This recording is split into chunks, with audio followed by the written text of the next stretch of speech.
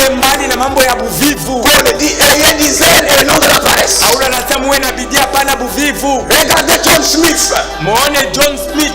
Il est fondateur de l'église baptiste. Yeye ndio alianza kale kanisa ya Baptiste. Il priait souvent toute la nuit. Busiku yote alianza paka kuomba. Et je vous dis que ce n'est pas facile. Mimi nimesha sabina teketeke. Que je préférerais de mon église. Kile nilipendelea kanisa yangu iwe Ce que les gens ni ya kwa watu aient sur leur cœur tamio yabo bawepo un si grand fardeau pour la prière. muziko munene pamoja wao ipeni ya maombi. Haina tu kuomba huku. Et dans leur foyer. Na mu manyumba yabo.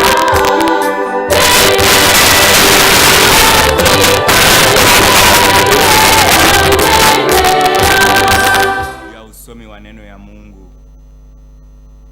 Amos chapitre 5, Amosi sura yake ya 5 versets 12 à 15. mstari ya 12 mpaka 15. Amos chapitre 5, Amosi sura yake ya 5 versets 12 à 15. mstari yake ya 12 mpaka 15.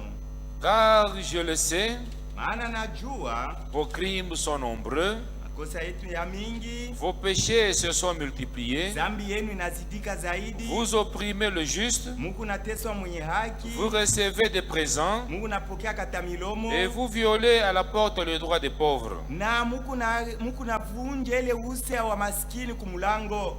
Voilà pourquoi en des temps comme ceci, Ndiye maana mawakati kama hii le sage se tait. mwenye hekima anakaa kimya. Car ce sont des temps car ces temps sont mauvais. Maana ni mawakati yangize na wakati hii ni mbaya. Recherchez le bien et non le mal, Mtafutishe vizuri hapana bubaya, afin que vous viviez. ili mupate kuishi. Et qu'ainsi l'Éternel, le Dieu des armées, Hivi wa milele Mungu wa majeshi soit avec vous comme vous le dites. awe pamoja nami sawa vile munaisema. Haïssez le mal Amuchukie bibaya et aimez le bien. na mupende vizuri. Faites régner à la porte la justice, Mufanye milango yenu mutawale et waki. peut-être l'Éternel, le Dieu des armées, Saa zingine wa milele Bwana wa majeshi aura pitié des restes de Joseph. atasikilia huruma ile mabaki kwa Yusufu. Amen.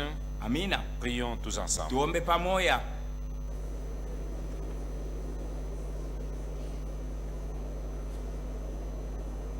Père et notre Dieu, Baba yetu na Mungu wetu, voici encore une fois réunis en ce lieu. mara nyingine tena hapa tunajikusanya mjina C'est lako pour pouvoir écouter ta parole. ni juu ya kusikia neno lako. Avant toute chose, notre Père, Mbele ya mambo yote, o Baba yetu, nous te demandons tunakuomba que tu puisses pardonner toutes nos faiblesses de la journée. upate kusamehe udhaifu yote ya siku Et ya nous venons leo. devant toi tel que nous sommes. Tunakuya mbele yako mpaka hivi Car nous tuiko. savons qu'en ce lieu, Tunajua saa mahali à hapa cet instant, kwa hii muda tu es ici, Père, pour nous parler. uko hapa juu ya C'est kusemezana cela que nasi. nous nous confions en toi. Jamani, tunajikabidhi kwako. Oui, Père, parle-nous ce soir. Ndio Baba, sema nasi Tu magharibi. as assisté ton serviteur qui va nous parler de ta Saidia part. mtumishi wako atasema kwa Sois upande avec wako. lui pendant tout ce temps qu'il sera ici. Uwe naye wakati wote atakuya hapa. Et bénis aussi chaque oreille qui va entendre ta Bariki parole. kila sikio itayosikia neno Nous lako. nous abandonnons à toi. Najikabidhi kwako. Sois avec chacun de nous. Uwe na kila mmoja Du wetu début jusqu'à la fin. tangu mwanzo hadi Car nous te mwisho. l'avons demandé ainsi. Maana tunakulomba hayo C'est hivi ton nom précieux, mu jina la damani notre Seigneur ya Bwana et wetu Sauveur na Jésus-Christ. Mwokozi Yesu Kristo.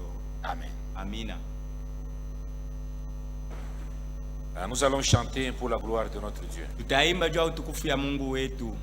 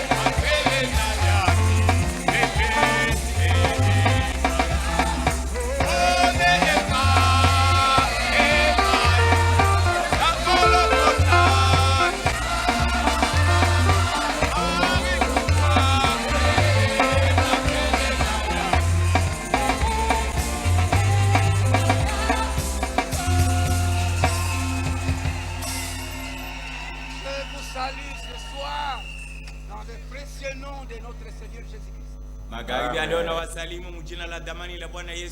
S'il y en a qui sont en ligne, je vous salue aussi au nom de Jésus-Christ. J'ai un petit enseignement de 3 jours sur la vie de premiers chrétiens. Nous pouvons nous lever et lire Actes chapitre 2, 42 à 47. Ils persévéraient dans l'enseignement des apôtres, dans la communion fraternelle, dans la fraction de pain et dans les prières. La crainte s'emparait de chacun. Et il se faisait beaucoup de prodiges et de miracles par les apôtres. Tous ceux qui croyaient étaient dans le même lieu. Et ils avaient tout en commun. Ils vendaient leurs propriétés et leurs biens. Et ils en partageaient le produit entre tous, selon les besoins de chacun. Ils étaient chaque jour tous ensemble assis au temple. Ils rompaient les pains dans les maisons et prenaient leur nourriture avec joie et simplicité de cœur, louant Dieu et trouvant grâce auprès de tout le peuple. Et le Seigneur ajoutait chaque jour à l'église ceux qui étaient sauvés. Voilà ce qu'était la vie de premiers chrétiens. Dieu notre Père, c'est ta parole que nous venons de lire. Envoie ton esprit pour nous interpréter cette parole. Enseigne-nous toi-même. Il est écrit qu'ils seront tous enseignés de Dieu. Bénis ton peuple qui écoute ce sermon. Que Dieu vous bénisse. Si Dieu a envoyé un prophète, selon Malachie chapitre 4 à 5 à 6, c'est pour nous ramener à la foi des apôtres, c'est-à-dire des premiers chrétiens.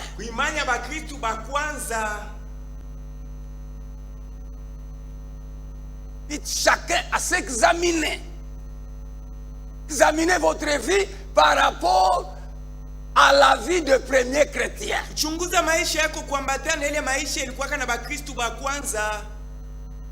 Même Frère Branham a fait cet examen-là. La vie est-elle digne de l'évangile? Au paragraphe 259. Considérez ce que Paul dit dans l'épître de Hébreux chapitre 11. Et qu'ils firent scier, déchiquetés. Ils allaient ça et là, vêtus de peau de chèvre, dans le désert, dénués de tout, des vies dont ce monde n'était pas digne. Vous y êtes. Cette vie-là est une vie digne de l'évangile. Les premiers chrétiens avaient une vie digne de l'évangile. Et maintenant il dit ceci. Comment la mienne est autre? Comment ma vie à moi autre? Feront-elles face à celles hommes comme ceux-là au jour du jugement? itafananishwa je na maisha ya bale mwile siku ya hukumu. Il y a un jour qu'on appelle jour de jugement. Kwele siku anaita siku ya hukumu. Ta vie sera en face de la vie de ces premiers chrétiens-là. Daudi atakuwa mbele ya bale ba Kristo bale wa kumwanzo. Mais comment ta vie se tiendra-t-il devant ces gens-là qui avaient une vie digne? Maisha yako utasema nini kumbele ya bale maisha ilisalia bali njema? Pourquoi ne minimisez pas l'examen? Je, mshisule ile kupima kipimo. Le premier chrétien persévérait dans 4 choses. Il persévérait dans l'enseignement des apôtres. Ephésiens 2 verset 20 dit que nous sommes édifiés sur les fondements des apôtres et des prophètes.